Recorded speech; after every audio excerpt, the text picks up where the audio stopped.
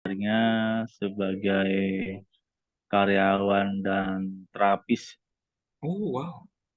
gitu ya. Ya kalau terapis membantu sesama lah.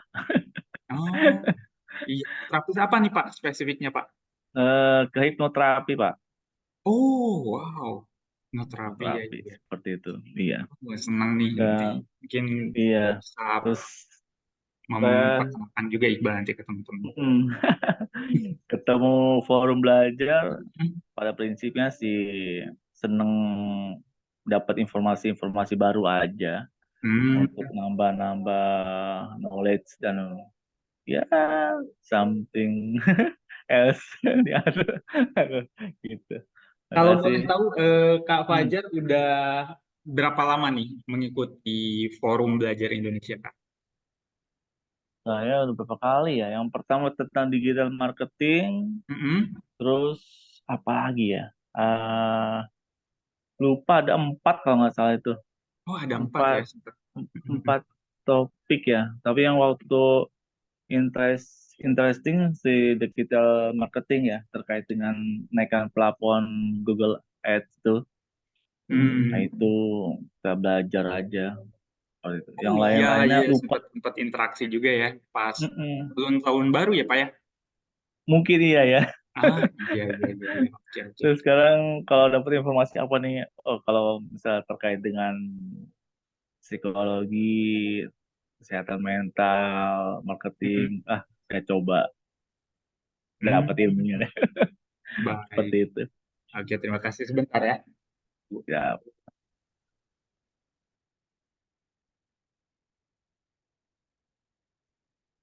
Masih ada waktu Bapak Ibu, jadi saya pengen interaksi dulu nih ngobrol-ngobrol sama Bapak Ibu semua. Em, ada Pak Henry juga ya. Memang ini, halo Pak Henry, Pak Darmana ya, ini Ya, halo yang Mas menemani Iqbal Iqbal. nih di forum Halo webinar. Mas Gideon, how are you? Hai Pak Henry, I'm blessed. How are you? Wow. Oh Hai. iya, seangkatan ya. Iya, kita classmate. Iya, Seangkatan ya saat itu.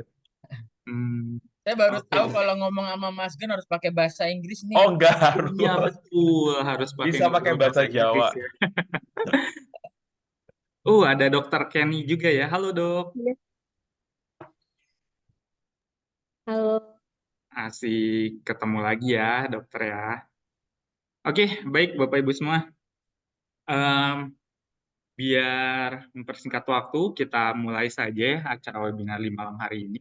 Jadi seperti yang Bapak Ibu ketahui nih di flyer gitu ya, di malam hari ini kita akan dibersamai oleh Kak Gideon Satria Putra gitu ya.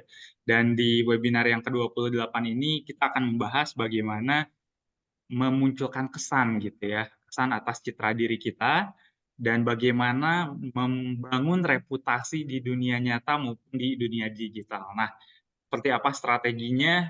Kita simak sama-sama pemaparannya dari Kak Gideon. Silakan Kak Gideon ya. Terima kasih Mas Iqbal perkenalannya. Senang sekali ya pada sore hari ini, yang beberapa hari ini kalau di Jakarta hujan terus. Nggak tahu kalau di Cilegon atau di kampung halaman saya di Kediri seperti apa, atau Bapak Ibu yang mungkin di kota lain seperti apa.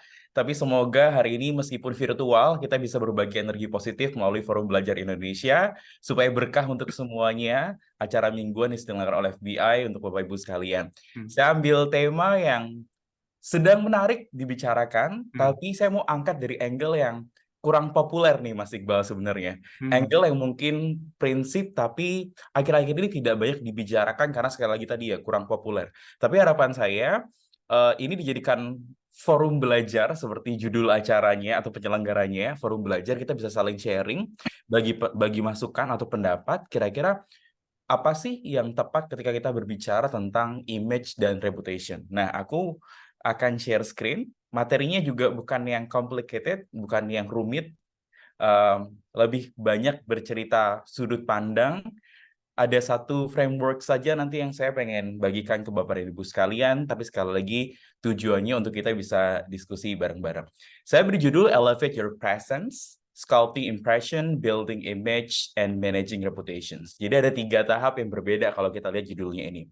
Tahap pertama kita sculpting impression, kemudian baru kita building image-nya, Dan yang cukup menantang adalah sebenarnya managing reputation-nya. Bagaimana kita bisa membangun 3 hal ini secara berkesinambungan agar nantinya ketika kita membangun personal branding tidak berhenti sesaat.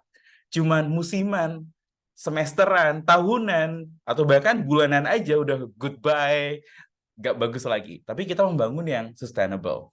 Saya bercerita ini ketika saya flashback, tadi saya bilang ke Mbak Gendis kalau saya dari Kediri. Saya lahir dan besar di Kediri, sekolahnya di Pare, salah satu kabupaten di Kediri, yang saat itu saya merasa bahwa pengen deh suatu saat bisa belajar ke kota besar. Kalau kita bicara kota besar, ya berarti kota-kota mega city di Indonesia, Surabaya, Medan, Jogja, mungkin termasuk juga ya.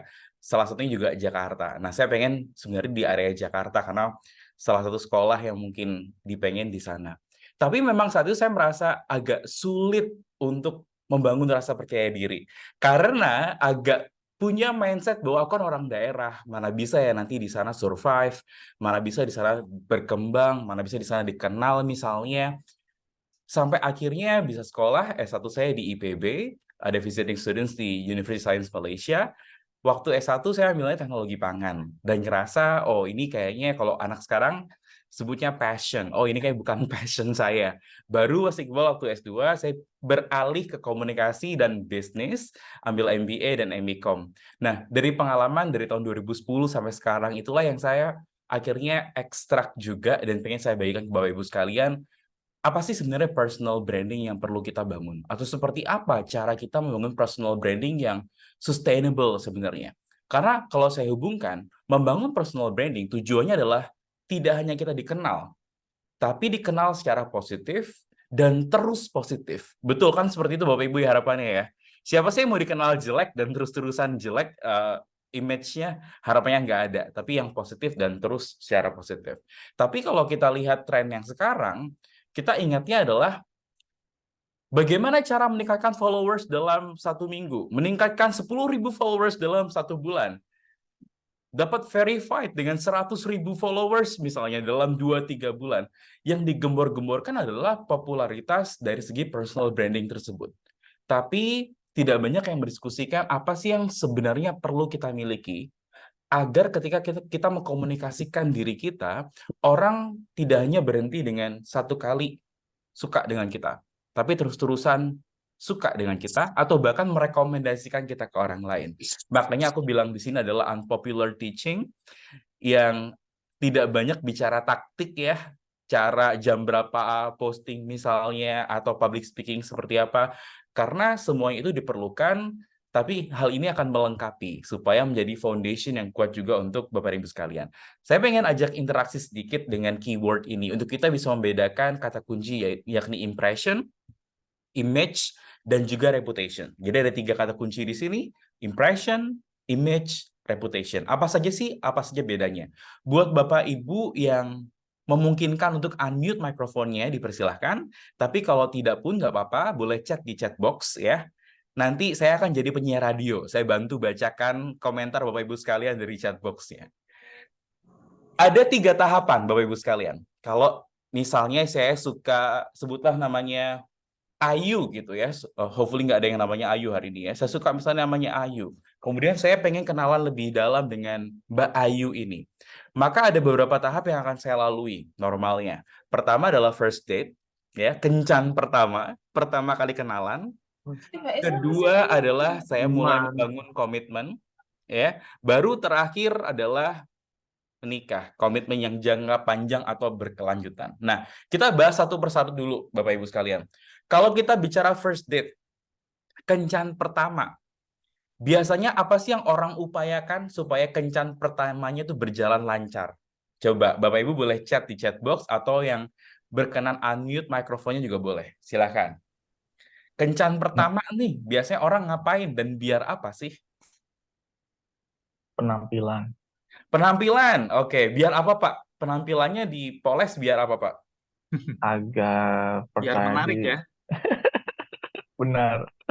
Biar menarik ya. Contoh Pak, contoh moles penampilan tuh apa? Mungkin yang sebelumnya rambutnya kurang rapi, kemudian jadi potong rambut, mungkin seperti itu Pak ya. Bisa jadi seperti itu, cara pakaiannya, Oke, Gaya rambutnya, kayak rambutnya. mungkin parfumnya, pokoknya kesan pertamanya kan yang berbeda dari yang lainnya. Secara positif. Oke, terima kasih Iya, Pak. Dengan Pak siapa tadi? Aku belum melihat. Fajar, Pak, Fajar. Pak Jarwo. Oke, terima kasih Pak Jarwo ya. Betul sekali. Jadi kita ubah tampilan kita, bahkan mungkin yang sebelumnya tidak pakai parfum, sekarang pakai parfum, supaya kesan pertamanya bagus. Oke, ada lagi Bapak dan Ibu sekalian. Kata Mbak Gendis, pakai baju yang bagus, karena penampilan yang oke akan meningkatkan rasa percaya diri. Betul banget. Oke, tadi pertama pakai parfum, kedua sekarang pakai baju yang bagus. Oke, satu lagi mungkin Bapak Ibu. Pak Fauzi silakan Pak. Grooming. Grooming, apa yang grooming Pak? Ya, pakaian sih. Pakaian ya, oke. Apalagi Pak? Rambut, Mm-mm. terus mungkin yang perempuan pakai make up kali ya. Yang perempuan mungkin pakai make up, kalau sebelumnya sehari-hari tidak pernah pakai ginju, sekarang baru pakai ginju gitu ya. Iya. Oke, kata Pak Darmana, senyum atuh katanya ya. Ada yang kalau first date-nya dipastikan ada senyuman. Oke, Mas Cisan mungkin ada masukan lagi Mas Cisan. Kalau first date kencan pertama Mas Cisan, biasanya orang ngapain sih Mas Cisan? Maksudnya persiapannya. First date.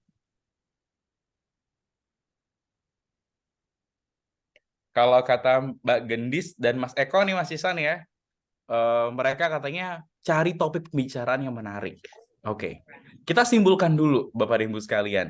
Berarti semua hal tadi adalah hal yang belum tentu setiap hari kita lakukan, betul nggak? Belum tentu saya tiap hari pakai parfum. Mungkin saya nggak punya parfum. Pas saya ngekos dulu ya, masih S1, pas mau pacaran pertama kali dengan orang tersebut, minta parfum temen yang parfumnya lebih wangi. Karena saya cuma semprot-semprot pakai pewangi laundry, nggak punya parfum. Atau pakai baju yang bagus tadi katanya. Atau tiba-tiba potong rambut, yang perempuan tiba-tiba pakai lipstick. Karena tahap pertama ini yang pengen kita bangun adalah impression. First impression kalau kata orang. Padahal sebenarnya impression tidak hanya satu kali, bisa 1-3 kali tergantung bagaimana orang melihatnya. Tapi yang kita observasi di sini adalah kadang-kadang orang fokus sekali dengan first impression sampai dia tidak mau atau tidak berani menunjukkan jati dirinya. Jangan sampai deh pertama kali masa kelihatan bokek, ngutang dulu pinjol, biar naktir makannya nggak di emperan, biar naktir makannya di kafe atau di restoran dikit. Kenapa? Karena orang mau fokus ke impression pada first date. Oke, kita kunci ya, kita sepakat ya, seringkali kita fokusnya dalam hal first date adalah impressionnya. Nah, ternyata Mbak Ayunya udah suka nih sama saya. Udah mulai kenal ya, 1 atau 2 tahun lah mungkin. Mulailah membangun komitmen. Oke. Nah, Bapak Ibu sekalian, apa yang perlu saya lakukan? Atau apa yang perlu Bapak Ibu lakukan biasanya? Agar dari awal first date tadi, sampai akhirnya mau dipinang, orangnya mau. Kira-kira kita harus ngapain sih? Boleh unmute, boleh chat lagi, boleh. Tadi first date konsisten. Nah, dikasih keyword sama Bapak ya, konsistensi. Berarti maksudnya kayak gimana Pak? Kalau awalnya traktirnya gurame, ya jangan turun jadi pecel lele gitu ya Pak ya? Seperti contohnya jika yang pertama kali ketemu dia menyapa kata-kata yang baik, misalkan hai sayang, hai manis. Nah itu terus dilakukan sampai janji sucinya. Ya, sampai situ. Oke. Jadi konsisten itu yang memang harus terus berkontinu agar bagaimana image pertama yang kita tampilkan itu tidak berubah. Walaupun kenyataannya kan sering naik turun ya. Nah, kita simpan dulu dalam hal kenyataannya Pak Fajar ya. Iya. Tapi silakan dengan Pak Fajar. Jaga dulu deh. Jangan sampai nongol kurangnya. Nanti pas saya udah ngelamar, udah ya nunduk-nunduk, tiba-tiba no lagi jawabannya, kan gimana ya. Kemudian disampaikan di sini juga sama Mbak Sani, komunikasinya dijaga. Ya, kalau di awal konsisten komunikasi, apa kabar, siang pas lunch break telepon, atau bahkan mungkin ada yang video call dari pulang kantor sampai besok subuh masih video call misalnya ya, standby, boleh, tapi dijaga konsistensi tersebut. Pak Eko cerita saling percaya, wah ini lebih dalam lagi. Tapi kita bicara di sini adalah berarti apa yang tadi ditangkap oleh rekan kita, oleh target audiens kita ya, di awal saat kita first date harus kita jaga supaya mereka yakin dan mau berkomitmen dengan kita. Betul ya? Kalau Bapak Ibu sepakat, boleh dong kasih jempolnya, saya pengen lihat. Kalau sepakat dengan apa yang disampaikan sampai di sisi image, boleh kasih jempolnya. Oke, Mas Iqbal udah sepakat, Pak Fajar juga ya, Mas Fauzi juga sudah. Oke, Pak Henry juga. Nah, itu adalah tahap kita membangun image. Oke, kalau di awal namanya impression, ketika impression tadi kita lakukan secara konsisten dan kita jaga, terbangunlah image. Nah, image-nya tadi tergantung nih, bagaimana kita menjaga konsistensinya. Karena perlu apa? Perlu komitmen. Kalau kata Pak Fajar, perlu konsistensi. Nah, itulah terbangun yang namanya image, Bapak dan Ibu sekalian. Jadi ketika kita mau melakukan personal branding, kalau kita mau punya image yang bagus, nggak bisa cuma 1 kali, 2 kali, 3 kali melakukan hal yang baik. Tapi harus terus dan berkelanjutan. Agar orang ketika kita ajak berkomitmen atau kita berbisnis ya, kita jual produk kita, mereka mau membelinya. Karena sudah terbangun image yang bagus. Jualan kita laku. Dalam konteks contoh atau analogi ini, ketika kita lamar, orangnya mau. Atau teteh mbak sekalian ketika dilamar juga mau. Oke. Nah, tapi apakah ketika kita bicara bisnis, kita bisa berhenti di titik yang penting jualan saya laku deh? Menurut Bapak dan Ibu cukup nggak sih jualan saya laku? Boleh dong pendapatnya. Asal laku aja deh. Misalnya saya dagangnya kuliner gitu ya, makanan. Ya udahlah, yang penting pas jualan pertama kejual 100 nasi box, nanti urusan yang kedua kejual lagi atau enggak urusan belakangan. Boleh nggak kayak gitu, Pak? Bapak Tidak Ibu boleh. sekalian. Nggak boleh, kenapa, Pak? Karena kita kan terus membangun ya. Mengikuti perubahan dan kondisi yang ada saat ini gitu. Ya. Jika kita konsisten, kita akan terus tergerus dengan keadaan yang saat ini. Iya, betul sekali. Dan kalau kita bicara bisnis, maka keadaan saat ini maka erat kaitannya dengan kompetisi ya, Bapak ya. Kalau kita fokusnya asal jualan pertama kita laku, tapi kita nggak jaga supaya kedepannya terus laku, maka apa? Kalau dalam konteks bisnis gulung tikar. Kalau dalam hal konteks pernikahan ini, untuk menjaga sustainabilitas keberlanjutan dari pernikahannya, kita juga perlu lebih dari sekedar yang kita lakukan di komitmen tadi. Dan ternyata, untuk menjaganya, kita nggak bisa pura-pura kayak waktu first date.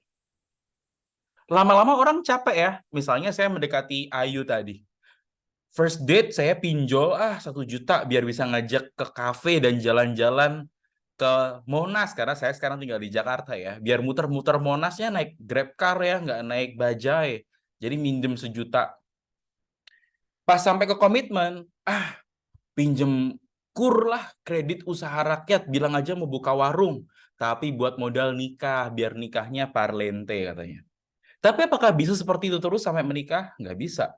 Ada masanya kita harus kasih tahu ke mereka, oh kayaknya yang part ini saya belum tahu nih. Oh kayaknya part ini PR nih buat saya. Oh kayaknya bagian ini kelemahan nih buat saya. Oh hal ini saya bukan ahlinya, tapi saya mau nih diskusi dalam hal ini. Supaya apa? Orang melihat kita bisa terus berkelanjutan. Nah disitulah yang dinamakan reputasi. Kadang-kadang orang berpikir bahwa untuk punya reputasi yang baik, di awal dia nggak boleh kelihatan noda sama sekali. Nggak boleh kelihatan kalau ada jerawatnya nih, biar reputasinya adalah princess. Gitu. Nggak boleh. Oh, bukan. Ketika kita berbicara tentang personal branding yang berkelanjutan, kalau dalam bahasa Inggris namanya vulnerable. Kita juga harus mau dilihat apa sih yang kurang dari kita. Dan kita berlatih mengkomunikasikannya. Oke? Ini masih bagian awal. Setidaknya sekarang kita tahu apa bedanya impression, apa bedanya image, dan apa akhirnya reputation. Oke? Yang sering ditanyakan adalah Kenapa sih kita perlu belajar tentang ini, Gideon? Kenapa nggak udahlah kayak yang sekarang lagi ngetren aja, cara cepat mendapatkan 10.000 followers, cara cepat meningkatkan sales, dan lain sebagainya. Karena kalau saya dari lulus S1 tahun 2015 sampai sekarang, fokusnya adalah self-employment. Jadi yang dijual adalah diri saya. Dalam arti saya tidak bekerja untuk orang. Saya harus memastikan bahwa orang yang dulu mengenal saya sebagai Gideon seorang trainer misalnya, sampai sekarang harus dia mengenal saya sebagai Gideon seorang trainer yang semakin hari semakin upgrade kapasitasnya. Supaya apa? Supaya tidak hanya mereka mau pakai jasa saya, tapi mereka juga mau mengajak orang lain untuk pakai jasa saya. Dan itu butuh reputasi yang terus dijaga. Kalau kata Warren Buffett, beliau adalah salah satu orang terkaya di dunia karena saham, ya. Kalau kita bicara saham maka kaitannya dengan perusahaan, dan Warren Buffett menyatakan bahwa butuh 20 tahun untuk membangun reputasi yang baik bagi sebuah perusahaan. Tapi cuma butuh waktu 5 menit untuk menghancurkannya. Nah, kalau sekarang kita lihat hal ini, maka kita bisa melihat bahwa personal branding itu tidak hanya tentang bagaimana kita ngecap istilahnya ya, bagaimana kita menarasikan hal yang indah-indah di depan calon pembeli kita. Tapi bagaimana kita bisa memastikan bahwa apa yang kita sampaikan adalah hal yang memang ada di diri kita dan bisa kita berikan ke mereka. Karena akhirnya kalau kita bisa bicara kepuasan pelanggan adalah ketika ekspektasi mereka berhasil kita penuhi.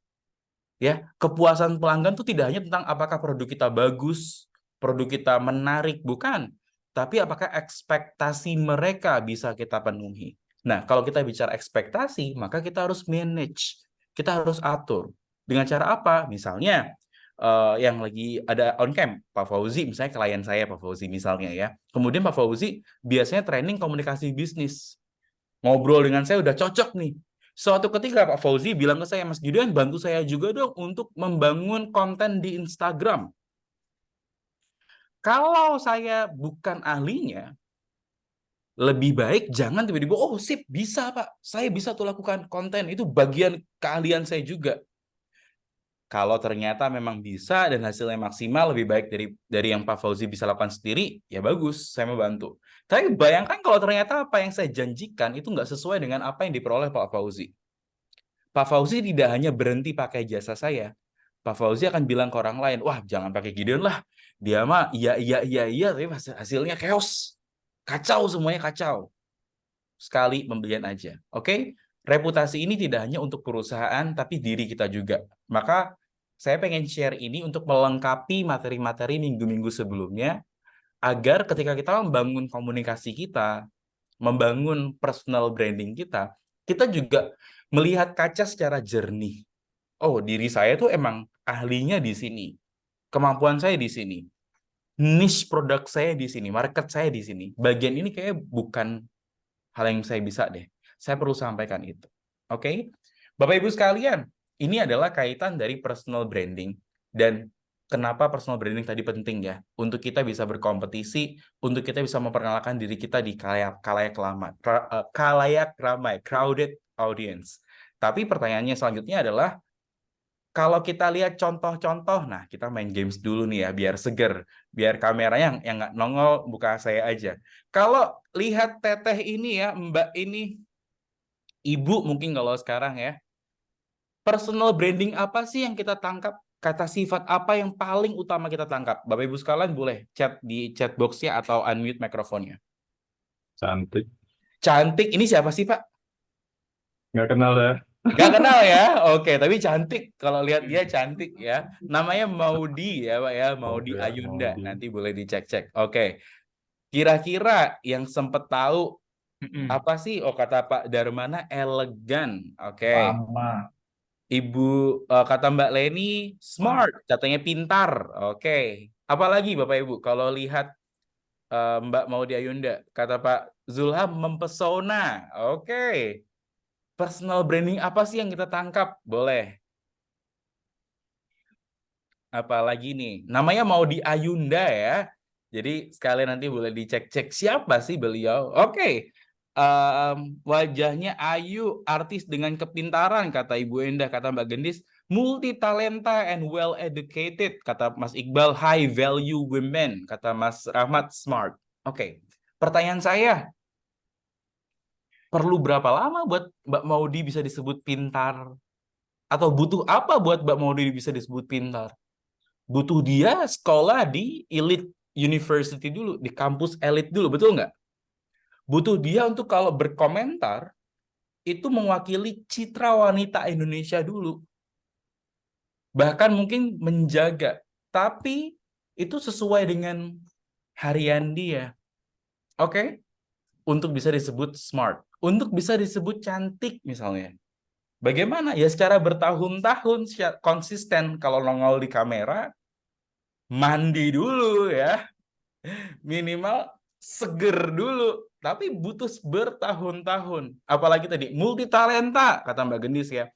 Butuh apa untuk Mbak Maudy Ayunda bisa disebut multi talented actress? Oh, dia bisa nyanyi, dia main iklan, ya, dia movie, ya, perahu kertas ya kalau nggak salah ya. Kemudian ternyata dia pintar juga. Dia pernah jadi juru bicara presiden saat G20 ya kalau nggak salah ya. Butuh proses dan waktu, betul kata Pak Zulham. Tapi butuh tadi juga konsistensi yang benar-benar memang ada di Mbak Maudy Ayunda. Ketika dia dibilang pintar oleh orang-orang, ya karena dia punya background pendidikan yang mumpuni, yang menunjukkan kepintarannya. Bagaimana kalau, Mas, saya bukan tipe orang yang mau sekolah terus, saya nggak apa-apa di lulusan SMA, apakah berarti saya nggak pintar? Bukan. Butuh tutur kata yang tepat, yang santun, butuh kinerja yang profesional. Itu juga bisa disebut sebagai orang yang smart, yang konsisten dilakukan. Oke, kita main lagi ya. Ibu Endah update banget loh Bu Endah ini ya. Beliau dan suami sama-sama smart, kata Ibu Endah. Bener tapi ya. Mantap Ibu Endah. Kata-kata Pak Zulham, Mas, saya performance of credibility. Betul, performance of credibility. Saya suka sekali Pak. Saya catat sekalian deh istilahnya ya.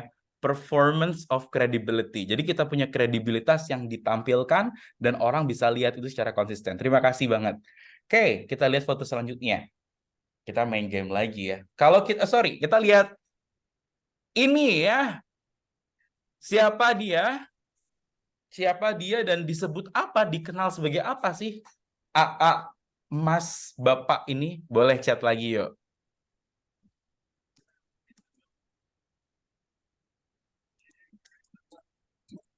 Entertainment, oke. Jadi Mas Raffi ya namanya ya, Raffi Ahmad. Beliau ternyata di dunia hiburan, entertainer. Kata Ibu Leni, Pak Zulham ya, Sultan super tajir katanya. Oke. Multi talent juga kalau kata Pak Fauzi. Oke. Apalagi saya pengen dengar lagi. Atau oke, kita hold dulu di sini. Ada beberapa gambar yang lain soalnya ya. Pertama, tadi disebutnya adalah entertainer. Kenapa entertainer? Ya, dia ada di Dahsyat dari tahun berapa ya?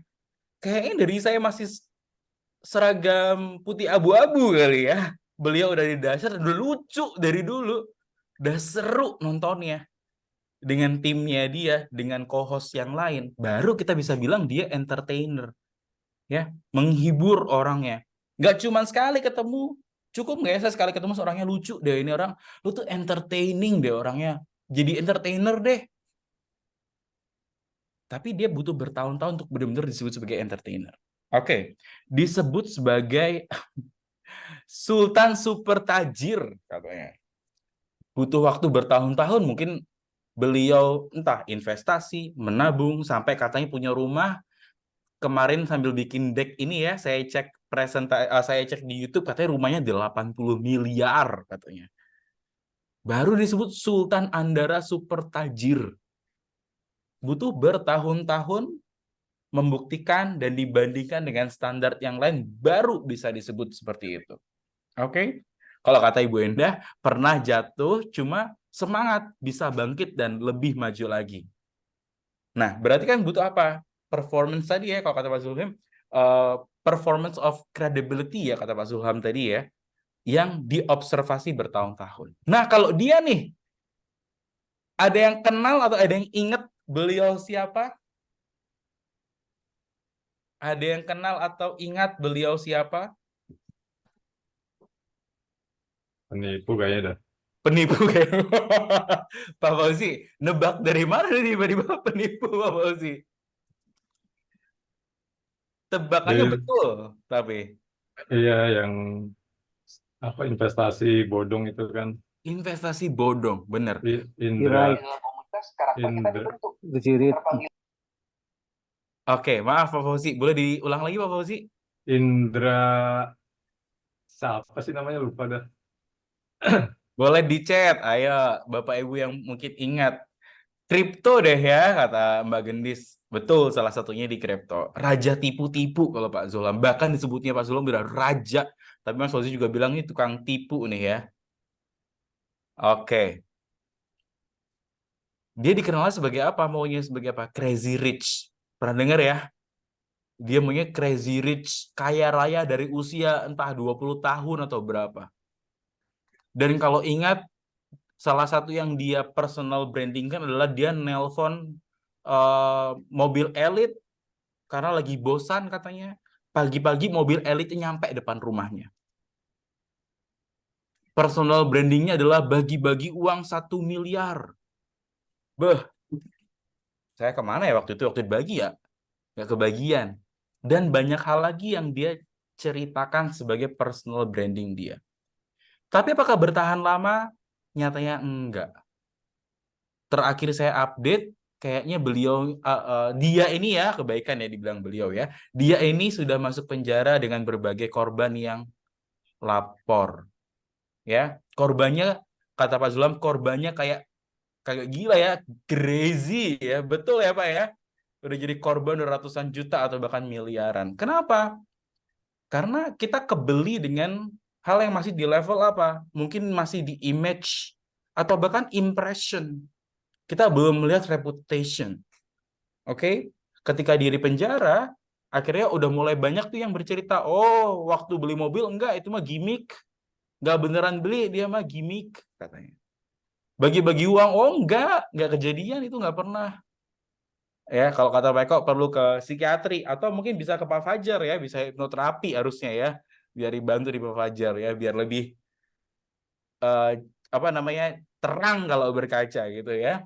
Thank you. Nah, kita cek satu lagi. Yang ini masih baru banget Bapak Ibu. Oke, ada yang tahu? Ini masih hangat dibicarakan. Masih belum tahu faktanya seperti apa. Tapi mungkin ada yang tahu beliau namanya siapa atau viral dengan nama siapa?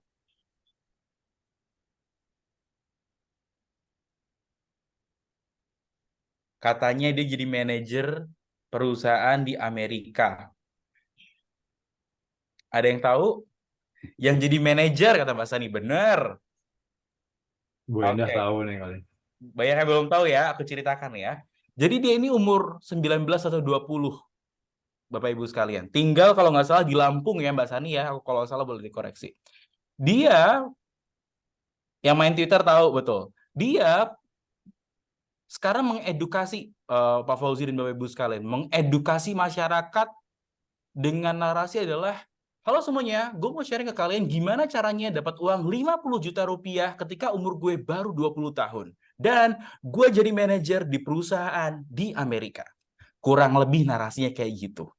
Cara ngomongnya juga kurang lebih dibuat jadi kayak tadi.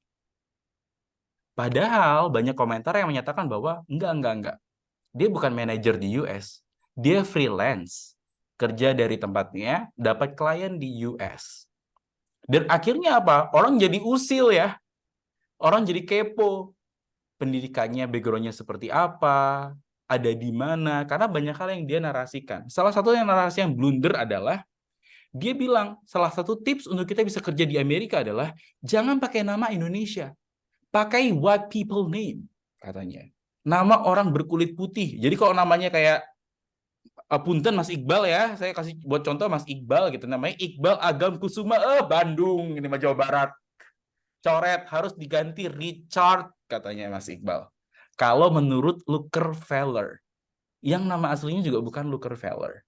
Dia buat nama dia sendiri Rockefeller sebagai personal branding dia untuk bisa menggait kita untuk percaya bahwa dia bekerja di Amerika sebagai manajer di Amerika ya, sebagai manajer dan gajinya 50 juta. Saya nggak tahu benar atau salahnya. Tapi yang kita bisa petik adalah hal-hal yang kita hiperbola, kita perbesar, dan tidak nyata ada di diri kita, akhirnya akan jadi bumerang Bapak Ibu buat kita. Lebih baik kita menarasikan yang memang ada di diri kita, tapi kita buat setulus mungkin, segenuine mungkin. Oke? Daripada kita mengada-ada. Kalau kata Mas Zulam, the white man can do wrong, masih aja percaya. Nah, oke? Jadi kita menarasikan memang apa yang ada di diri kita maksimalkan. Kita nggak perlu kok kayak, jangan sampai deh saya nggak laku, sampai akhirnya kita jadi tipu-tipu. Atau kita clickbait, kita fokus, yang penting orang klik beli dulu deh. Urusan ke depannya bagaimana, jangan. Bukan itu yang dimaksud dengan personal branding.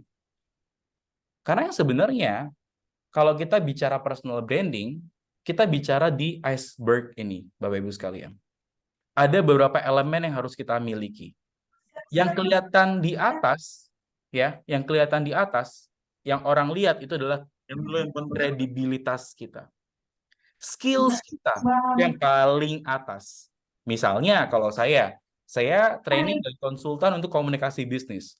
Maka kemampuan saya berkomunikasi, kemampuan saya membuat narasi bisnis, dan skill saya di bidang bisnis, itu yang orang lihat.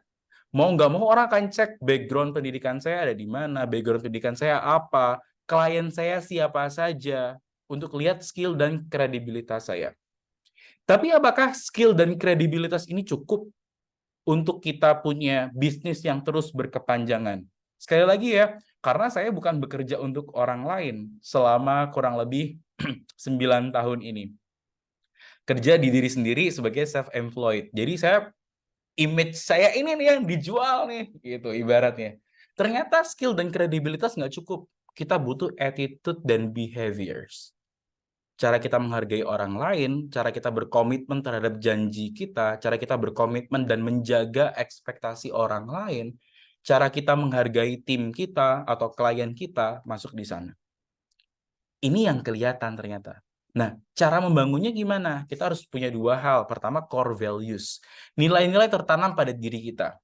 Misalnya, kejujuran, handal, bisa diandalkan, bisa bekerja sama, itu core values. Ya, atau bagi rekan-rekan yang biasanya lebih muda dari saya akan bilang coba deh cari purpose. Tujuan hidup. Biasanya kalau belum berumah tangga itu kan motivasinya belum terlalu kuat ya. Kalau saya sharing dengan yang berumah tangga tuh, Pak, Bapak ngapain kerja? Bu, Ibu ngapain kerja? Ya kalau saya nggak kerja, anak saya mau makan apa, Mas? Tiba-tiba saya diomelin ya. Jadinya, karena purpose-nya udah jelas, udah tidak hanya tentang hidup mereka saja, tapi tentang bagaimana keberlanjutan keluarganya. Tapi itulah purpose. Nah, yang belum berkeluarga seperti saya, kita cari, kita purpose-nya itu mengarah kemana, bisnisnya ini tujuannya untuk apa? Untuk bantu orang dari segi apa, dan kita punya impact dan berkah dari segi apa. Kalau kita bicara formula dari personal branding sendiri, saya bilang bahwa ini mungkin benar, mungkin salah. Bapak Ibu kalau nggak setuju boleh bilang, karena ini saya kembangkan ya. Personal branding formulanya 80% dari talk the walks. Artinya apa? Kita harus punya kredibilitas dulu, kita punya portofolio dulu untuk kita ceritakan. Kasarnya itu jangan bullshit, jangan omong kosong.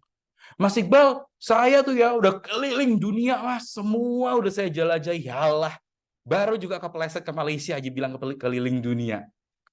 Itu kan dua hal yang sangat berbeda ya. Kebayangnya hiperbolanya seperti apa. Kita walk the talks.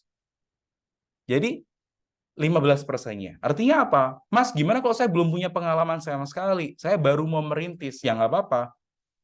80% kita ceritakan apa yang sudah kita lakukan selama ini di saat dari kita muda dulu, mungkin dari sekolah dulu sampai ke sekarang. Tapi kita juga boleh kok menceritakan rencana-rencana kita ke depannya. Tapi harus kita lakukan, namanya walk the talk. Jangan rencana-rencana tapi cuman mengelabuhi aja. Ah udahlah Pak Fauzi mah tipu-tipu dulu lah. Nggak akan dicek sama dia. Yang penting deal dulu, transfer dulu, duit masuk. Domelin belakangan lah. Bukan itu personal branding. Itu namanya penipuan ya kalau yang tadi ya. Itu namanya penipuan. Terakhir adalah adjustment. Maksudnya apa? Dalam diri kita nggak mungkin 100% sempurna. Ada hal yang mungkin salah, berbeda. Saya sering kali juga, klien saya mayoritas sebenarnya korporasi. Saya jarang sekali handle private, kecuali private ini adalah spokesperson. Spokesperson artinya juru bicara. Mungkin dia CEO di perusahaan, mungkin dia pejabat publik ya, bupati atau di kantor gubernur atau mungkin di nasional. Sisanya belum pernah membantu, tapi kalau kita melihat manusia itu tidak mungkin 100% mulus. Yang nggak boleh adalah kita bilang, enggak kok, hal itu nggak pernah terjadi. Misalnya saya, ya, meskipun waktu S2 bersyukur dapat title lulusan terbaik ya, tapi waktu S1 saya pernah ngerasain IP itu nggak sampai 3. Cuman 2, sekian tuh pernah. Gimana kalau saya nggak mau mengakui ini? Saya bilang, oh saya tuh ya, kalau namanya sekolah itu nomor 1. Saya nggak pernah punya nilai jelek. Semua harus yang terbaik, lulusan terbaik. Tiba-tiba teman saya dulu di IPB lah, si Gideon kan waktu semester 3 IP cuma 2 komaan. Akhirnya apa? Saya jadi nipu-nipu. Oh nggak pernah. Itu bukan saya, itu Gideon yang lain. Mungkin itu Gideon Agam Kusuma ya, adiknya Mas Iqbal Kusuma katanya. Akhirnya apa? Berbohong. Padahal kalau dari awal kita mau mengakui apa yang kurang di diri kita, tapi kita kemas,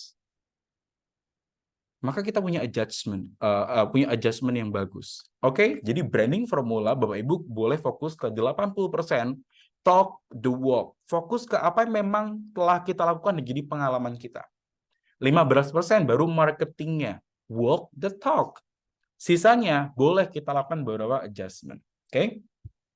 Ada juga yang nanya, Gideon, tapi kalau personal branding atau narasinya nggak bombastis kayak yang sekarang nih, kalah sama kompetitor gimana?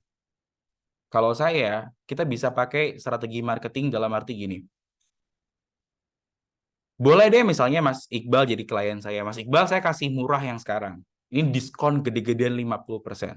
Tapi kalau Mas Iqbal puas, nanti second purchase saya naikkan nih harganya di 150% dibanding yang sebelumnya. Jadi ibaratnya setengahnya dulu deh. Kalau emang jelek ya udah goodbye. Tapi kalau bagus, Mas Iqbal ambil lagi produknya, bayar sekalian yang setengah yang di awal ya. Itu strategi marketing yang nggak jarang saya perlu lakukan. Karena kalau kata orang, training di Gideon mahal katanya. Private-nya mahal. Saya suka bilang ya udah, sesi 1 nggak usah bayar. Sama sekali. Free. Kita need analysis dulu. Saya pengen tahu butuhnya apa dulu. Saya bantu semaksimalnya. Tapi nanti kalau cocok, ambil paket harus yang sebulan ya. Saya nggak mau eceran lagi. Bentuknya seperti itu. Karena kalau kita bicara marketing, itu banyak cara yang kita perlu lakukan. Kedua, jangan gara-gara takut kalah sama kompetitor, kita jadi obral janji. Mending kalah sama kompetitor dibanding kita bangkrut sebelum laku. Misalnya, Pak Hendri adalah kompetitor saya. Mas Fauzi adalah calon konsumen saya dan Pak Hendri. Karena saya takut dengan produknya Pak Hendri, karena mungkin sudah terkenal di mana-mana ya. Saya jualnya heboh berlebihan. Training dengan saya, auto menjadi presiden Indonesia. Gak usah pakai pemilu. Nah kan agak-agak ya.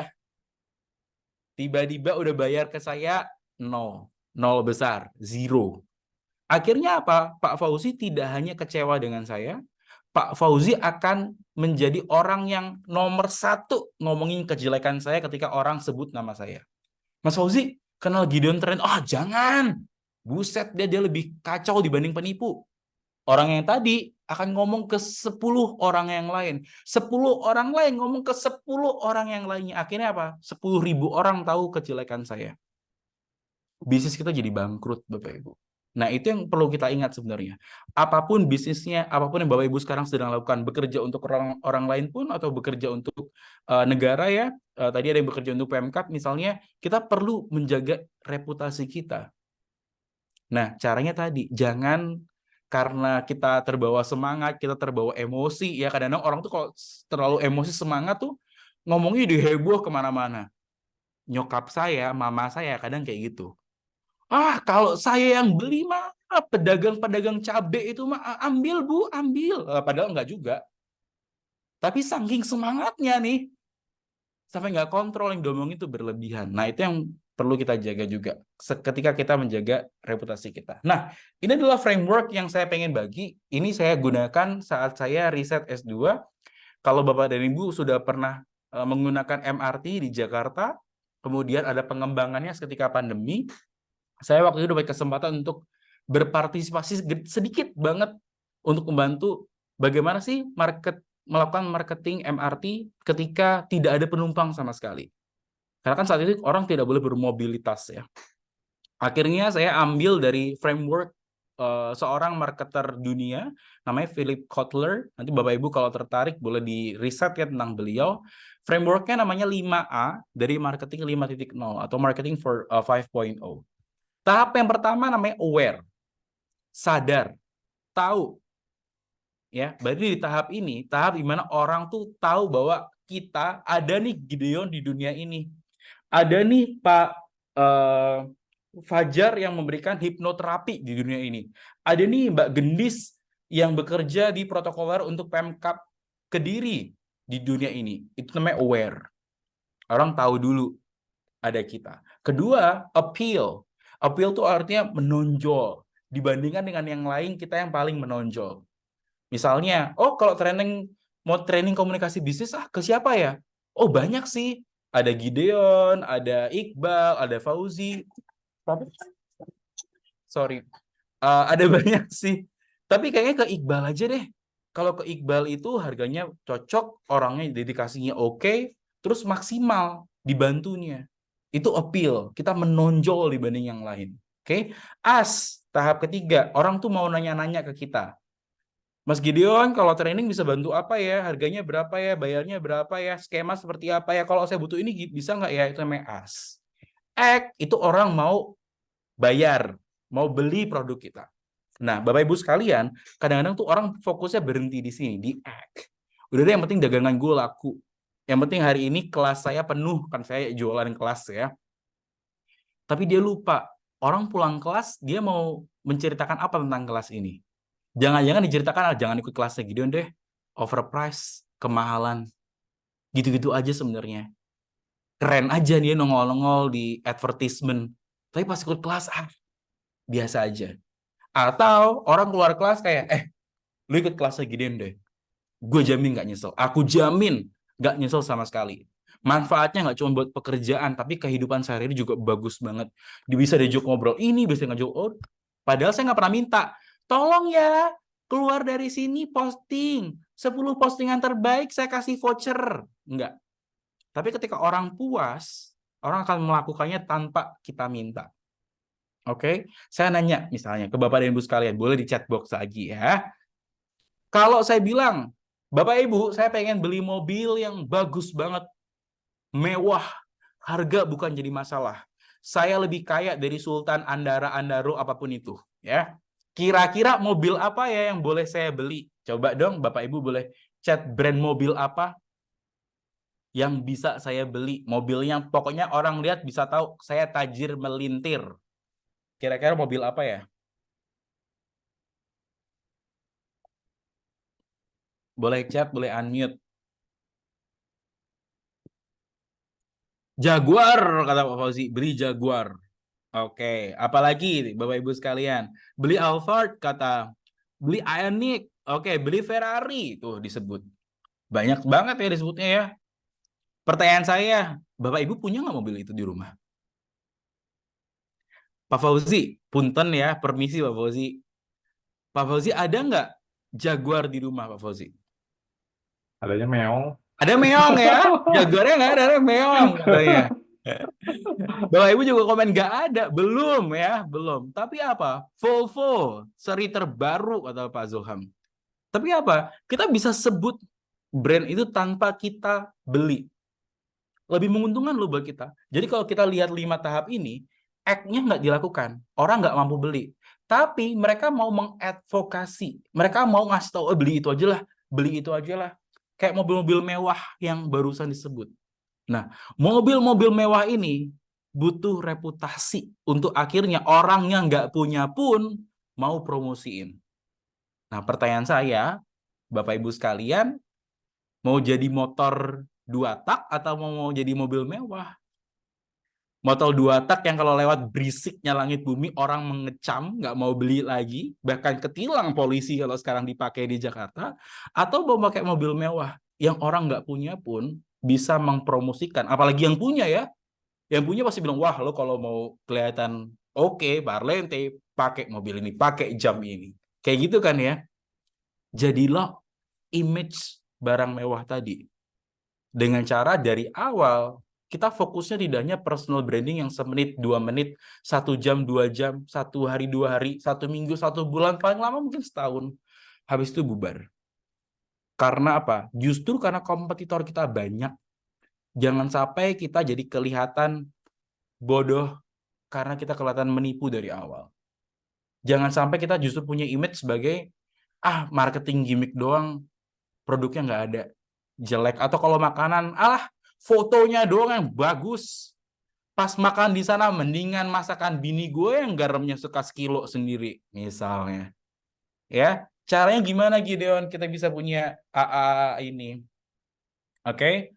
Ini hal yang saya lakukan, Bapak Ibu boleh adjust, boleh bisa sesuaikan dengan apa yang Bapak Ibu lakukan saat ini. Aku kan agak cepat di sini supaya kita punya waktu kurang lebih 20 menit untuk diskusi. Boleh sharing nanti background-nya apa, terus pengen punya reputasi yang seperti apa. Tahap pertama adalah aware. Sadar dengan orang bisa tahu dengan diri kita. Nah, caranya apa? Bangun peta kredibilitas. Bangun dari awal kita tahu, arah saya tuh maunya kemana sih? Produk yang saya punya, misalnya Bapak Ibu pebisnis, bukan servis, bukan jasa, tapi produk, kayak misalnya barang. Barang ini mau dilihat sebagai barang apa? Barang mewah kah? Barang kebutuhan sehari-hari kah? Yang jelas. Oke. Kalau saya, karena saya menjual diri saya, harus saya quote ya, dipikir saya yang jual diri yang begitu. Bukan ya. Saya jual diri pendidikan maksudnya ya. Saya kenal ikigai saya. Waktu saya kuliah waktu saya SMA di Pare dulu, orang tuh suka bilang, dari kampung Inggris ya bahasa Inggrisnya jago dong. Waktu itu bahasa Inggrisnya nggak jago, sayangnya. Jadi beban moral buat saya waktu itu. Tapi saya suka belajar bahasa. Akhirnya saya memanfaatkan image saya sebagai anak kampung Inggris dan keinginan saya untuk belajar bahasa untuk terus mengembangkan itu. Dari SMA ikutan lomba pidato bahasa Inggris. Waktu kuliah S1 di IPB ikut debat bahasa Inggris. Waktu S2 saya cari sekolah yang kuliahnya pakai bahasa Inggris. Dan ternyata saya memang suka berkomunikasi dari dulu. Maka saya kenal nih ikigai. Nanti Bapak Ibu boleh search tentang ikigai, saya nggak bisa banyak di sini. Ini adalah mencari apa yang kita suka, apa yang kita bisa kerjakan, apa yang bermanfaat untuk orang lain, dan apa yang menghasilkan uang. Itu ikigai, jadi satu. Oke, nah itu yang saya kejar sampai sekarang. Ternyata dari saya suka komunikasi, saya suka ngajar, dan saya suka tentang manajemen bisnis, saya bisa jadi seorang konsultan komunikasi bisnis. 2, selalu haus belajar. Haus belajar itu bukan berarti harus kejar title ya, bukan. Ini mungkin beberapa orang akan fokusnya tuh ke title gitu, sampai kadang-kadang saya minta maaf kalau misalnya ada di Bapak Ibu sekalian, saya menghargai kalau itu keputusan Bapak dan Ibu. Tapi kadang-kadang kalau kita lagi jalan-jalan sekarang tuh ya, banyak spanduk-spanduk parpol yang sampai 2 baris gara-gara dia tulis semua gelar-gelar sertifikasi dia. Ya, semua dia tulis sepanjang-panjangnya. Ya, kalau bicara title kadang-kadang menusuk saya sendiri karena saya juga karena suka sekolah formal, akhirnya title-nya panjang. Tapi yang difokuskan tidak hanya title. Bukan berarti sekolah formal atau sertifikasi tidak penting, bukan. Tapi fokus juga ke kemampuan dan keterampilan.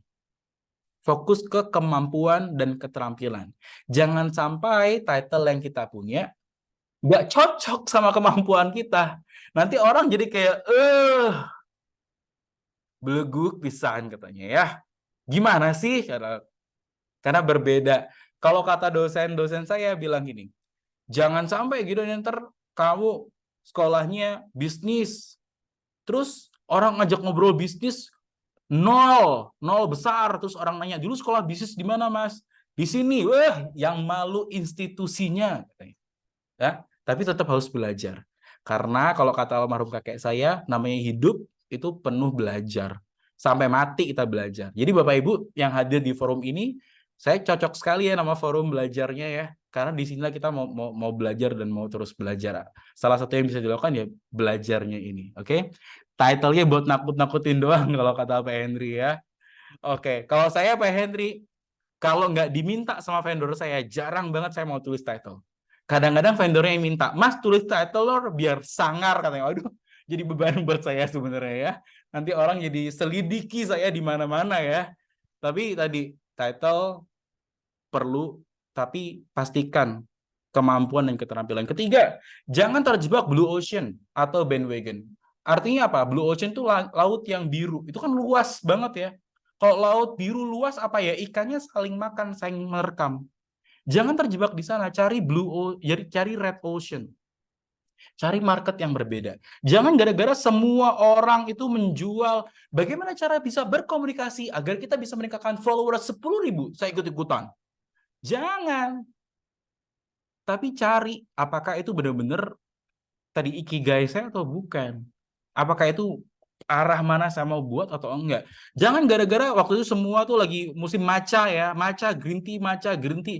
Sampai tiba-tiba semua matcha green tea. Minuman matcha green tea. Martabak matcha green tea. Lama-lama pecel lele Kediri pakai matcha green tea ini ya. Jangan. Tapi kita fokus kemana bisnis kita mau diarahkan. Kemana image kita mau dibawa sebenarnya. Oke? Part-time pekerjaan saya, Bapak Ibu, itu seorang MC, seorang host. Karena menurut saya jadi MC dan host itu bisa meningkatkan kemampuan saya berkomunikasi. Tapi saya nggak pernah mau jadi MC wedding dan MC sunatan. Kecuali kalau mereka teman-teman saya. Kenapa? Karena kayaknya kurang cocok ya. Saya kan mukanya agak serius gitu ya. Tiba-tiba disuruh seru, halo semuanya. Aduh, kayaknya nggak bisa. Dan karena klien saya korporasi, nggak cocok juga untuk image dan reputasi yang saya bangun. Meskipun secara uang mungkin menggoda, tapi nggak cocok tetap. Jadi jangan dikejar semuanya. Jangan palu gada. Semakin palu gada itu semakin orang merasa, oh berarti dia nggak ada spesialnya. Oke? Jangan fokus sama cuan aja, untung aja atau quick win aja. Ya. Di masa penjajakan misalnya masa marketing nggak apa-apa harganya jadi lebih murah, tapi orang tuh mau pakai terus, bahkan mau promosikan ke orang lain. Oke, saya ingat kok 2015 waktu pertama kali saya dulu ngerasa bahwa oh ternyata saya bisa ngasih training komunikasi nih ke perusahaan. Dulu dibayarnya pakai nasi kotak. Itu udah seneng banget. Belum lulus saya harusnya lulus 2014, tapi karena tadi S1 saya kurang passion ya, jadi agak mundur setahun, ada 1 tahun break saya waktu itu. Dibayar nasi kotak udah senang, tapi lama-lama semakin meningkatkan kapasitas kita, semakin dipercaya, semakin nambah juga berkah dan rezekinya. Jadi jangan dibalik, pokoknya cuan dulu deh, gede-gedein. Lah kalau cuan cuman sebulan emang cukup untuk hidup 20 tahun? Kan pertanyaan itu. Jadi pikirkan yang jangka panjang Bapak Ibu sekalian. Oke, jangan yang cuma mengejar asal sekarang dulu deh, jangan. Oke, fokusnya jangka panjang. Kedua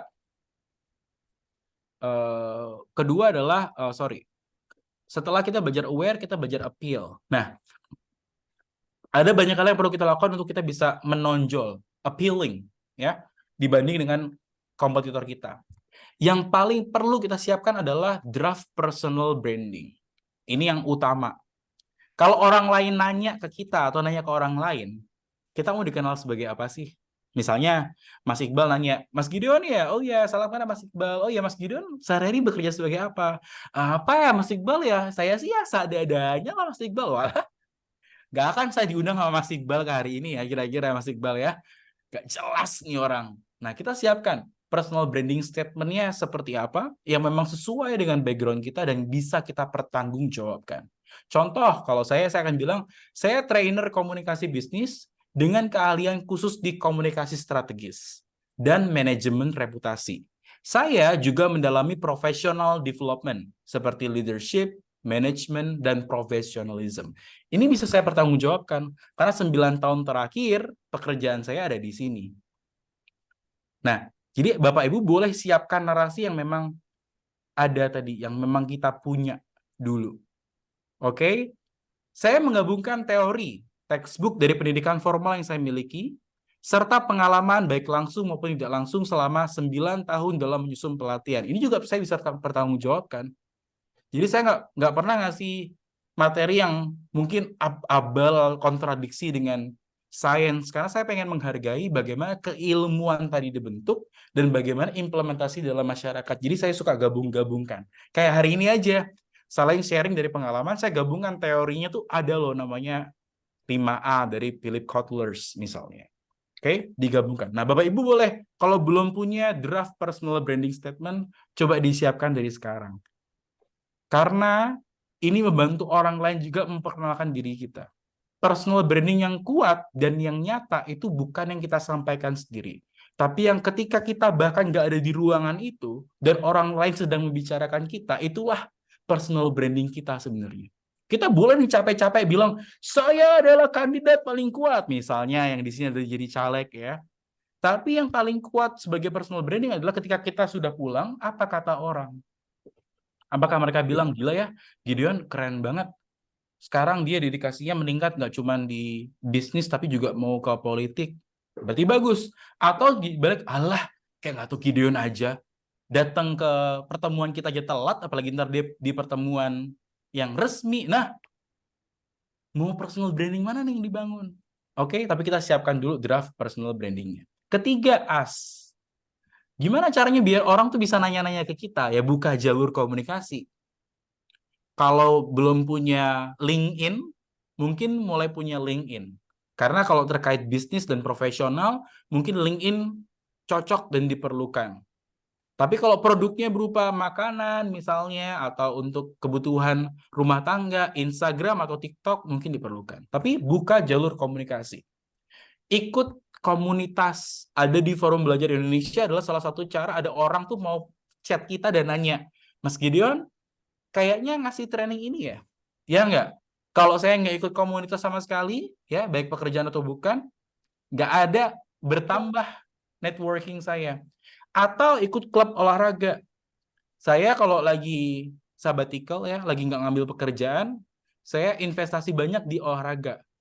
Saya ikut klub berenang, saya ikut CrossFit, saya ikut manjat di mall ya, manjat dinding tapi di mall, dan beberapa olahraga juga. Tapi ternyata dari klub olahraga tersebut juga gak jarang kantor dia atau tempat dia bekerja jadi klien saya juga.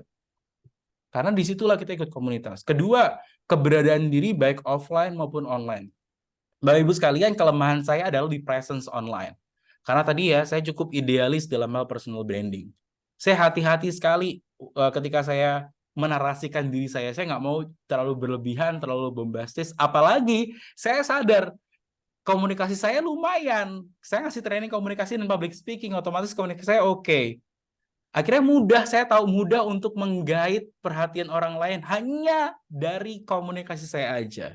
Tapi yang pengen saya pastikan adalah kredibilitas terlebih dahulu.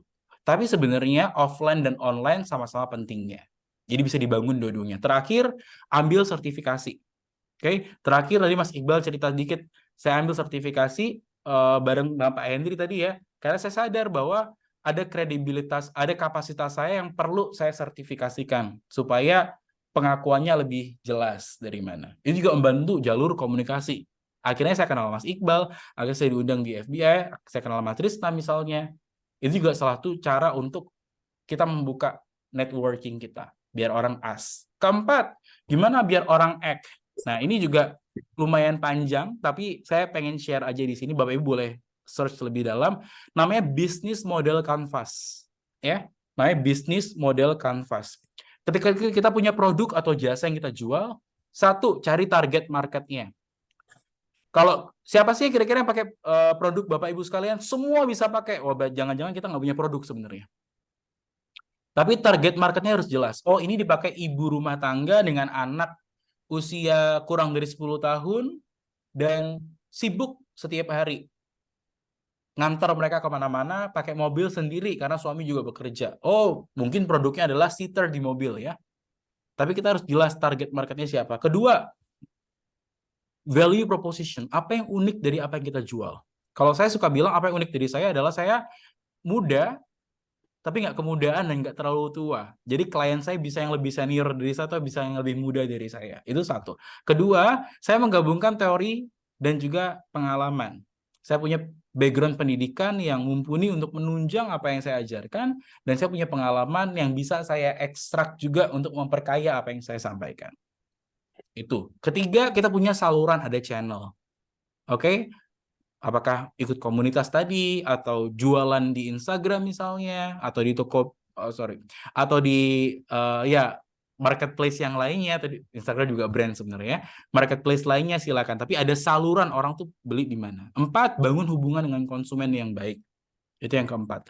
Kelima, kita tahu apa yang kita jual jadi sumber pendapatan. Keenam, kita tahu bagaimana kita melakukan penjualan tersebut, tahu sumber dayanya, bagaimana bekerja sama, dan terakhir jangan lupa memikirkan strukturnya. Ini aku akan diskusi banyak ya, tapi pada dasarnya kita bangun bisnis model Canvas. Bapak Ibu boleh cek sendiri, tapi kalau ada pertanyaan, feel free buat mungkin chat saya di Instagram misalnya, silahkan. Mas, saya udah baca tentang ini, tapi saya nggak ngerti tentang ini maksudnya apa ya. Nanti kita bisa diskusi lebih banyak. Terakhir, advocate. Caranya agar orang tuh mau jualin kita tanpa kita kasih royalti ke mereka. Tanpa kita kasih iming-iming ke mereka. 9 tahun ini, kalau Bapak Ibu cek Instagram saya, followersnya nggak gede. Nggak sampai 3.000. Nggak sampai. Jadi, saya bukan tipikal orang yang cara cepat menaikkan followers dengan 10.000. Bukan. Karena kalau mau naikkan 10.000, beli sekarang juga bisa ya. Beli followers tuh kayak udah bisa ya. Tapi saya pengen fokus ke organik, dan kekurangan saya di situ memang. Tapi kalau bicara kelebihan, saya fokus di offline presence. Dimanapun saya berada, saya jaga 7A ini.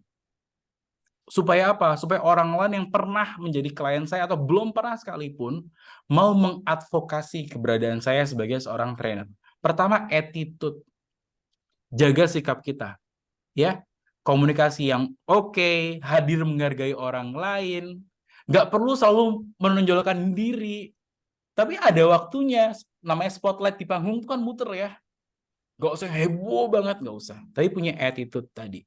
2, benar-benar punya ability, punya kemampuan. Kalau tadi Mas Iqbal ceritanya, kalau ngobrol sama Mas Gideon tuh, keingetnya harus pakai bahasa Inggris, atau Pak Henry juga bilang gitu ya. Nah, berarti saya juga harus memastikan bahwa saya bisa berkomunikasi dalam bahasa Inggris, gitu. Misalnya, kalau mau dikenal sebagai orang yang seperti itu. Kemampuan. 3, kita punya attention ke orang lain. Jadi nggak selfish. Ya, di ruangan itu apa sih yang saya bisa kontribusikan, apa yang bisa saya perbantukan di sebuah forum misalnya, di sebuah bisnis misalnya, di kantor misalnya, apa sih yang perlu perhatian? Kita perlu bertanggung jawab ya dengan apa yang kita janjikan, dengan apa yang memang jadi kewajiban kita, dan kita perlu ambil action untuk memastikan bahwa orang juga melihat kita tuh walk the talk, talk the walk. Orang yang emang bener-bener deh bisa dipercaya, ambil action. Tapi personal branding, kalau kita ketemu manusia, itu tidak hanya dari kapasitas kita. Tapi penampilan juga harus dijaga. Jangankan saya bayangkan kalau saya ketemu orang dalam kondisi saya belum keramas setahun, ya. Orang bisa bukan mau ngobrol sama saya, yang ada dia kasih voucher sampo ke saya biar wangi sedikit nih ruangan, bau gara-gara kamu.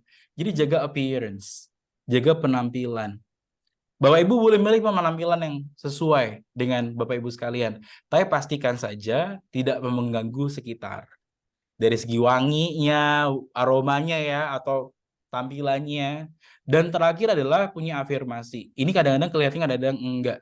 Tapi cara kita punya afirmasi ke diri sendiri, kalau punya positif, orang pun juga mau ngobrol banyak sama kita. Semua ini adalah prinsip service excellence yang saya upayakan untuk saya lakukan 9 tahun ini dan ke depannya juga. Agar saya tidak hanya tergantung dengan marketing gimmick, tapi benar-benar word of mouth.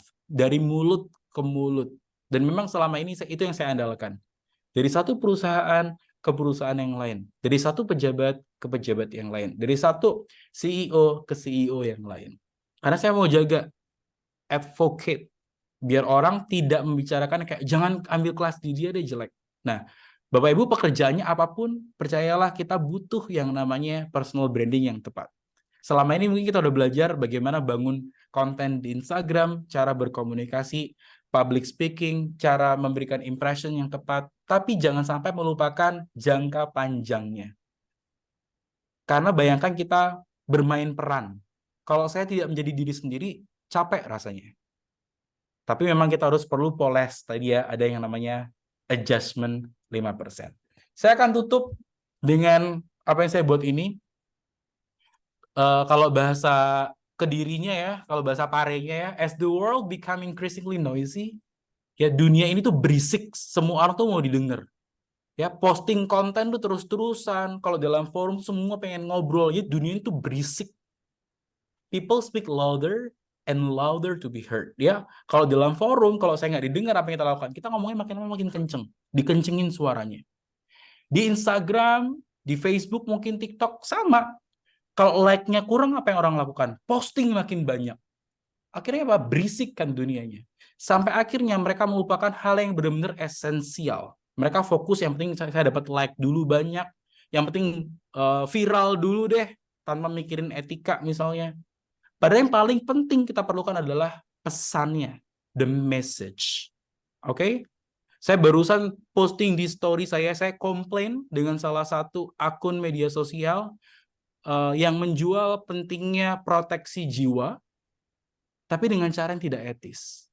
Dengan cara menunjukkan sosok atau figur ya, artis yang sudah meninggal dunia, dan menurut dia dinilai gagal dalam mengelola keuangannya.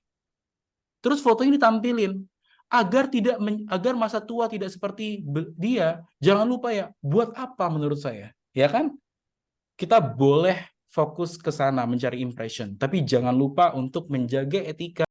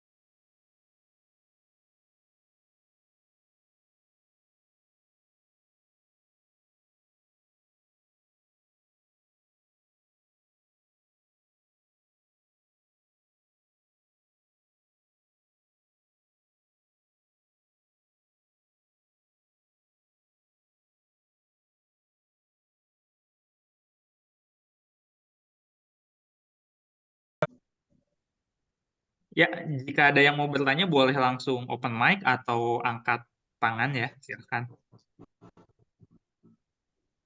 Oke, terima kasih kembali katanya, berkah bagi Bapak Ibu semua dari Kak Gideon. Oke, silakan. Bapak Ibu, ada yang ingin didiskusikan? Mungkin dari Pak Henry nih biasanya ya, atau Pak Zulham ya.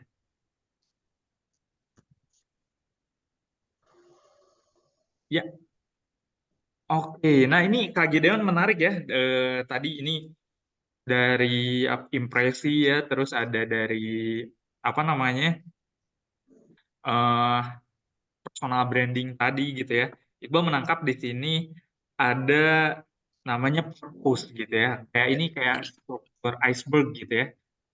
Bukan es gitu. Ternyata yang paling mendasarnya itu adalah purpose sama core value gitu ya.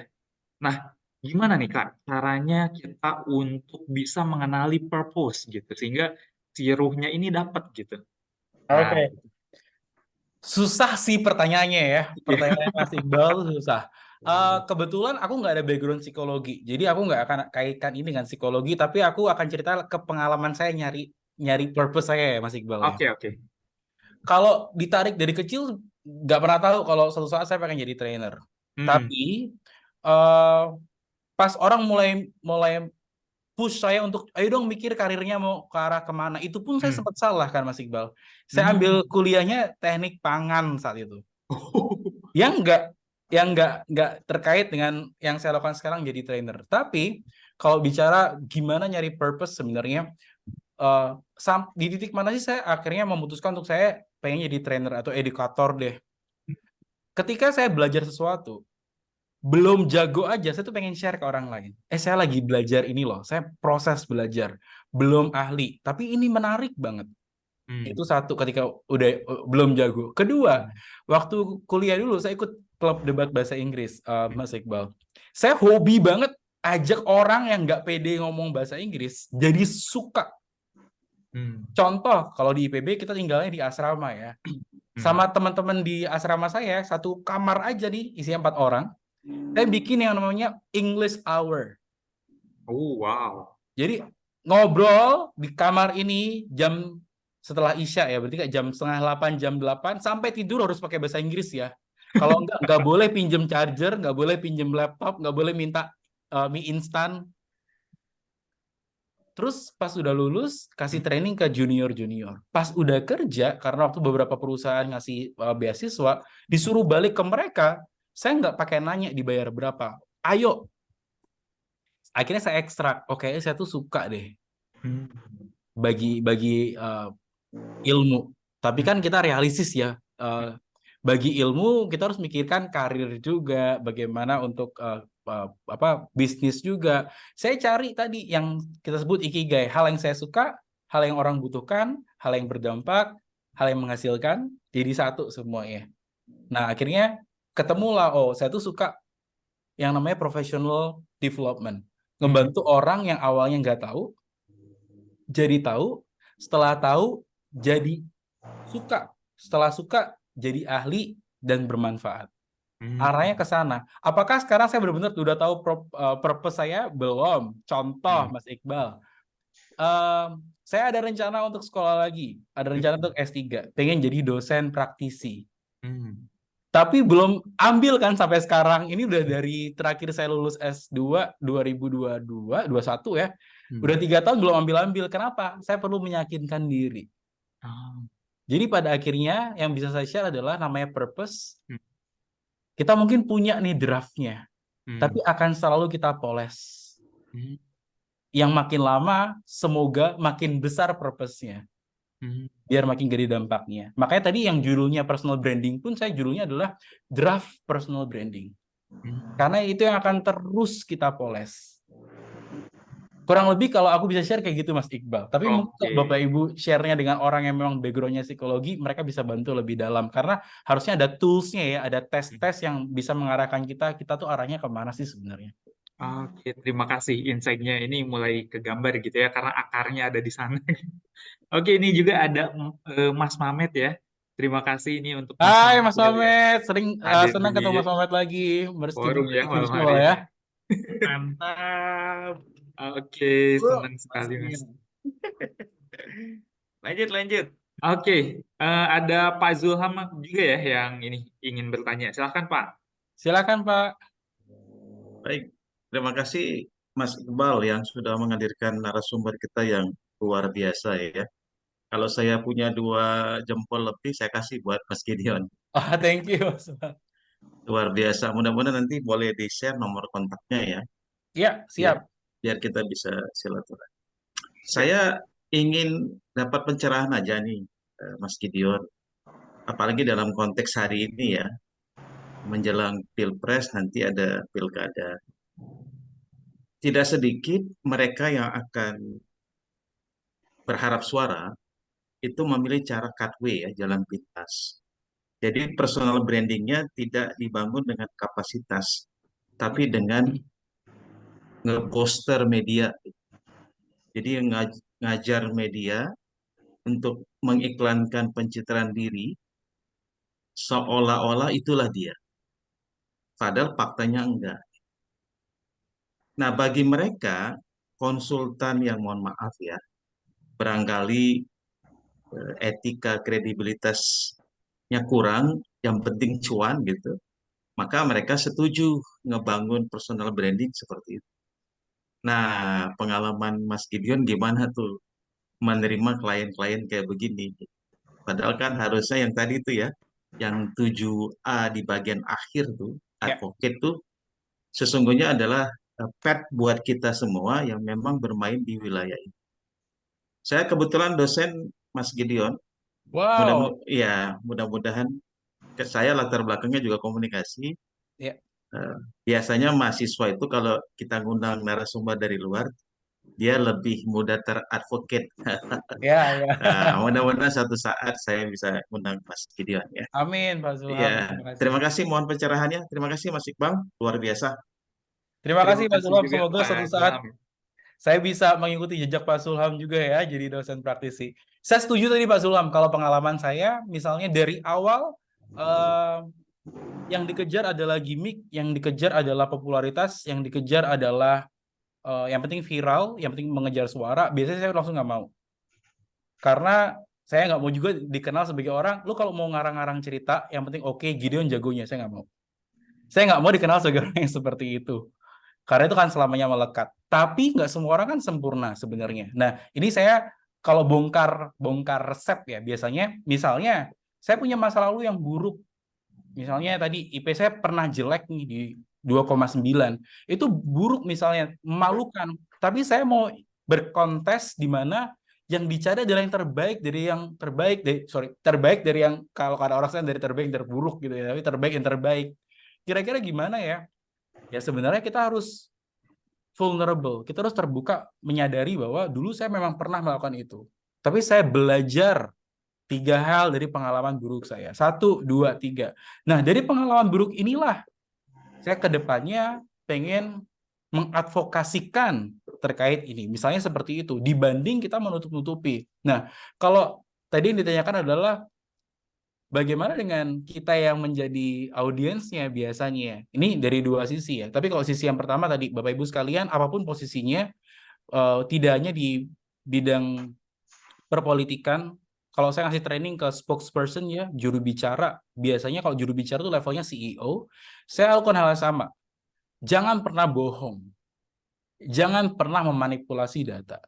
Yang kita komunikasikan itu adalah data realnya. Yang perlu kita perhatikan adalah kapan kita mengkomunikasikannya, dengan cara apa kita mengkomunikasikannya, dan pendekatan apa yang perlu kita perhatikan saat mengkomunikasikannya. Jadi pesannya tetap sama. Bukan yang diacak-acak, bukan yang dipoles-poles, apalagi dimanipulasi. Tapi kalau dari segi audiens, saya percaya kalau audiens sekarang tuh, wow, pinter-pinter banget. Ya, apalagi kalau kita bicara jejak rekam digital yang tidak akan pernah terhapus ya. Kalau jejak kaki kita kan dipel hilang ya, di pinggir pantai kesapu ombak, goodbye. Tapi rekam jejak digital tuh astaga, nggak hilang, apalagi ada capture cekrek. Nah, itu akhirnya mengajarkan kita juga saat kita memikirkan apa yang kita marketingkan, apa yang kita personal brandingkan. Ingat, jangan sampai ini ternyata salah, tidak sesuai, karena justru nanti yang menipu kita. Tapi audiensnya sekarang menurut saya udah pinter-pinter banget. Bahkan mereka tahu kalau orang bicara, saya lulusan di sana, oh cek aja di Dikti, bener nggak ada namanya dia. Oh cek aja di sini, cek aja di sini. Udah lebih ahli. Jadi lebih kritis. Tapi kita jadi bisa melihat bahwa karena kritisnya audiens ini, ya, atau tingginya frekuensi komunikasi di media sosial, kita perlu memastikan bahwa apa yang kita sampaikan itu memang konsisten dan memang selalu ada di diri kita. Tapi sekali lagi, kalau saya, jangan pernah berbohong dalam arti memanipulasi data, menghapus, menambahkan, mengindahkan, jangan. As it is. Yang kita perlu perhatikan hanya angle-nya, cara mengkomunikasinya, kapan itu memang perlu. Contoh kalau misalnya klien saya adalah maskapai, misalnya kemudian ada delay atau bahkan sampai kecelakaan, kapan nggak bisa nunggu, Pak. Mas, tapi kita nggak siap nih untuk ngomong, nggak bisa. Bapak harus ngomong sekarang juga. Karena maskapai yang bawa punya ada kecelakaan, belum diketahui, detik ini juga sampaikan. Itu contoh kapannya. Dan dengan channel apa kita mengkomunikasinya. Oke? Tapi memang banyak hal yang kita bisa telusuri kalau kita bicara hal-hal tadi. Tapi selalu diingat tadi ya credibility dan juga accountability yang harus kita bisa jaga. Semoga ke depan bisa diskusi lebih banyak dengan Pak Zulham di kampus dan juga dengan mahasiswa sekalian. Terima kasih Mas Gideon, luar biasa. Thank you, terima kasih Pak Zulham.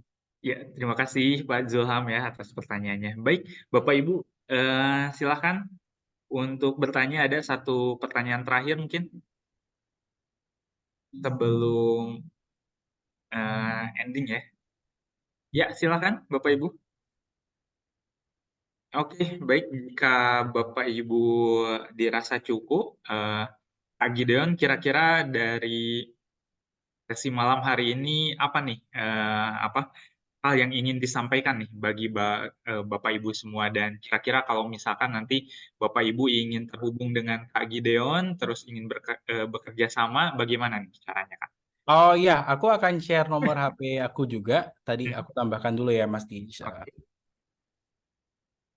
Tadi ada yang nanya, boleh nggak decknya dibagi? Boleh ya, nanti aku kirim ke Mas Iqbal juga, dan Bapak Ibu juga boleh.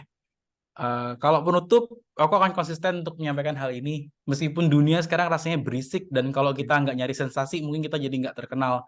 Tapi yang paling penting itu ternyata bukan terkenal kok Bapak Ibu. Kalau kita ngomongin produk ya, terkenal belum tentu laku, mending laku tapi nggak terkenal. Sensasional belum tentu berkah, mending biasa aja tapi yang dilakuin berkah.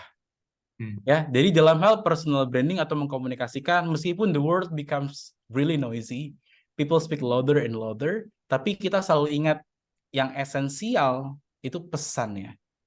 Dan pesan yang bagus adalah pesan memang mewakili apa yang ada di diri kita dan bisa kita pertanggungjawabkan.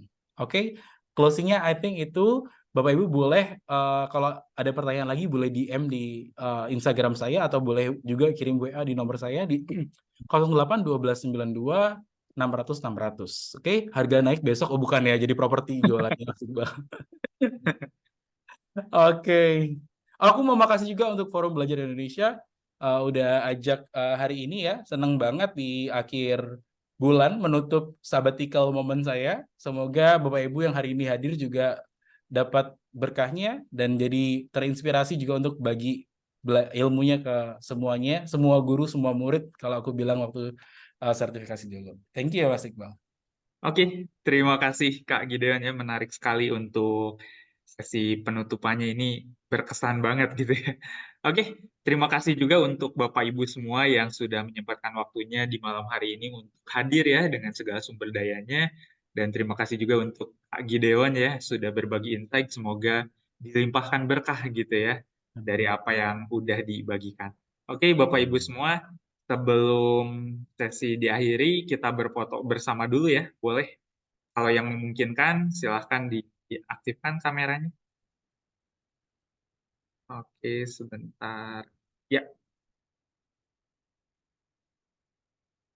Oke, Pak Fajar udah siap nih ya, Pak Tri juga, Pak Irwansyah, aduh, alhamdulillah ya. Bisa tatap muka nih Pak ya. Ya, lama Senang nggak ini ya, sekali. sorry. Pak Dan Dodo, kurang oke. sehat. Oke, siap ya. 3, 2, 1. Tahan Bapak Ibu, sebentar.